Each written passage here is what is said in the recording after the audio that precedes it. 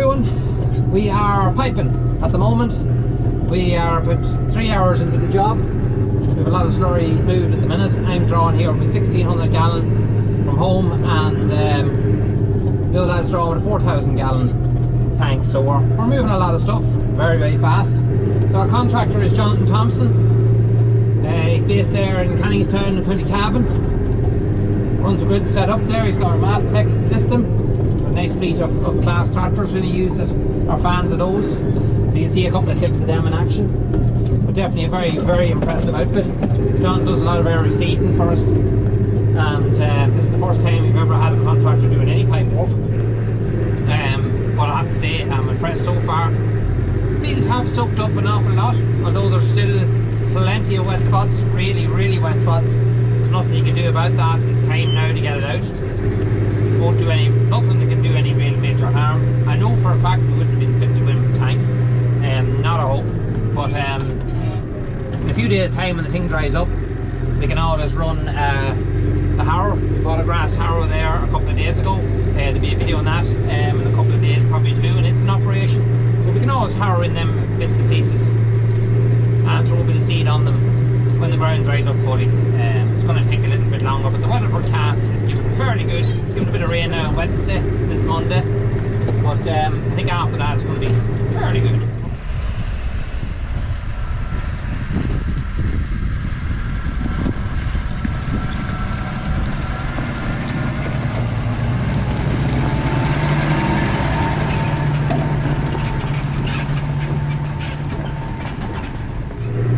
Decided to go with the triple bar of the year because we have a lot of cover on our fields, a lot of grass, and I didn't want to be able to spread it because it just absolutely destroy fields. Not even had it been dry, there's not much cover on the fields, and then being silage fields as well.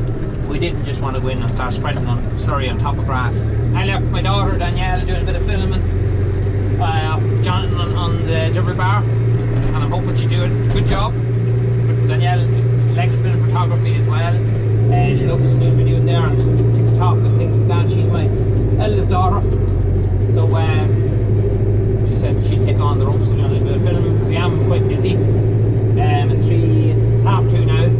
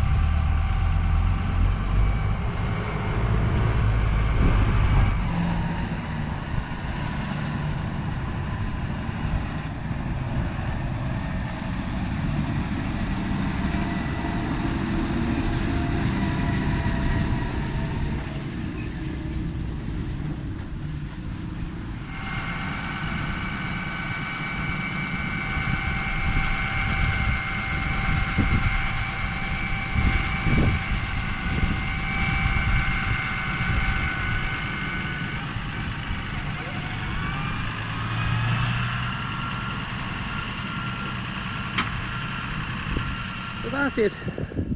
This is the morning after the day before. John's now wrapped up and gone. We got everything done, very little harm done as well, so happy to get that all out. We got that tank emptied completely. It was full to the top. That's a 4-bay single, but it goes onto the cubicles as well, so it's the right size of a tank. Then at home we got a tank that's the same size, another 4-bay single. We got it completely emptied as well, so we drew over to here and kept filling this tank the whole time as he was piping. So we emptied it as well, and then we half emptied 2 other tanks at home as well. So we got a lot of slurry out in a very, very short space of time, and that's it. Spring slurry is officially finished. We'll be going round now after the cows have grazed, and we'll be putting just a light little coat of slurry on the fields, just behind the cows, and then followed by fertilizer. So I'm going to get fertilizer on this now in the next couple of days. There'll be a video on that. We'll be sowing our silage grounds. This is one of our silage fields here. That's one over there, and there's one down the back as well. So also a bit of work we're going to do now in the next couple of days is we're going to get them 2 piles of clay. There's one behind the shed as well. We're going to get both of them gone.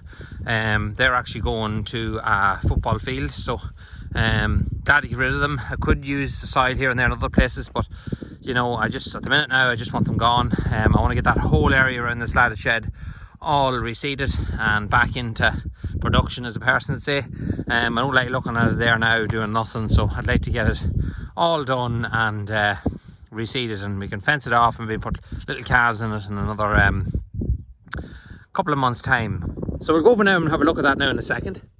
But just before we do go over, I've noticed here on our fields this year that we have an awful lot of chickweed. For those of you who don't know what chickweed is, some people have different names for it. We'll just, this part, just where I'm standing isn't too bad, but there's a little chickweed there, and he's an invasive little boy. What he does is he spreads himself across the ground and he completely smothers the grass. And he is a pest, real pest. Haven't had trouble with chickweed before, but last year that field over there, which is just covered in it now at the moment again, was bad last year. So we sprayed it with 4-front tea. Should have wiped it out. We sprayed it in the springtime and we sprayed it again in the autumn, and it should have hit it. It should have completely stunned it, but it's back to this year as bad as ever, actually worse. So really annoyed to see that. It's going to have to be sprayed again. Unfortunate thing, we're going to look into different chemicals maybe to use this time, because 4-front it's expensive. It is good, but it didn't so much knock the grass back for silage, but it left the grass very soft. So when the grass grew, it lay flat. You might notice that in a video that was made last year, where I've been walking through this particular field showing you grass that was laying kind of flat and soft. So it doesn't seem to have the strength, the grass, to stand up. It seems to just grow and then lay flat very, very quickly. So I didn't like that. It's great, nice, lush green grass that we had, but it's just, I didn't like the fact that it was laying all the time. So we're going to look into something else, see what we can use. If you know of some sprays that you've used that has been effective for chickweed and hasn't stunned the grass in any way, remember it is silage fields, let us know. Just put it in the comment box below and we'll definitely check it out. So we'll just head over here and we'll show you just a little bit of work we're going to do the next couple of days on the back of our shed here. So you can see a few little places that got marked. It's focusing on my finger there and there, a couple of little small bits and pieces where we have little bits of shores maybe that was biling up or just hadn't dried out as quickly as the rest.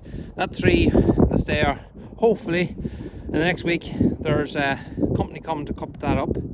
That's a bit of a tongue twister. There's a company coming to cut that up, and they're going to take that away. It's too hard and too thick for me to manage with my saw, and it'll take up just far too much time. It just would not be worth it, so I told them they can take it with them. I want to get it out of there, to be honest. So yeah, this bit of piping here that was left over from the ESB duct, we're going to run that.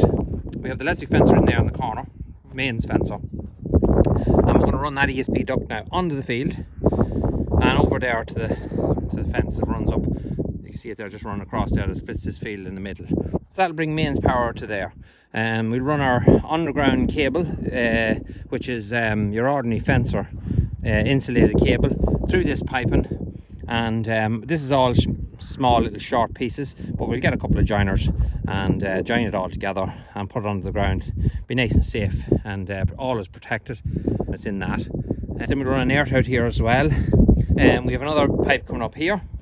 We'll run another cable across from the fencer and down here and under the yard, and it comes out in that other hill where we can connect up a fence out there, and that's going to supply electric to the rest of the farm down on that side.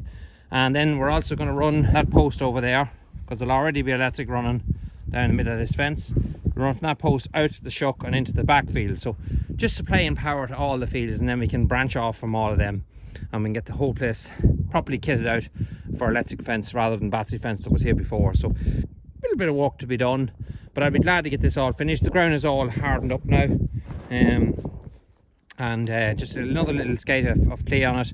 We'll give it a couple of runs with the harrow, and then we get the grass seed on it and get it harrowed, hopefully all finished for this weekend. So Jerry's coming back now in another day or so to start into this, so hopefully the weather will stay good. Next part of the video is coming up now at the end of this will be an update on that cow that we watched on the last video that was very heavy, and I was a bit weary of her. I knew that she was either going to have twins or a very, very big calf. She was the eye to Belgian Blues, so because of her age as well, I was very, very worried about her. So we've let her out for the past few days, and lo and behold, she has calves. So we have an update for you now. So if you're sensitive to them things, folks, please, now's the time to turn off. For those of you that aren't, it's coming up now, just right at the end of this video. You'll get that update and see what she had and how she did. So folks, until the next one, thanks very much for watching. Those who haven't subscribed, please do so. Give us a like, put a comment down below. You can follow us now on Instagram. We're on Facebook as well. Hit that little bell on the right hand corner to notify you of any videos as soon as they're up. We'll try and get videos up now on a more regular basis because things are getting busier. It was getting a little bit harder there to film for a little while, but my daughters are off school now and they plan on helping me out with that. So we should get a more frequent supply of videos up now in the next few weeks. So until the next one, folks, thanks very much for watching. We'll catch you again. Bye bye.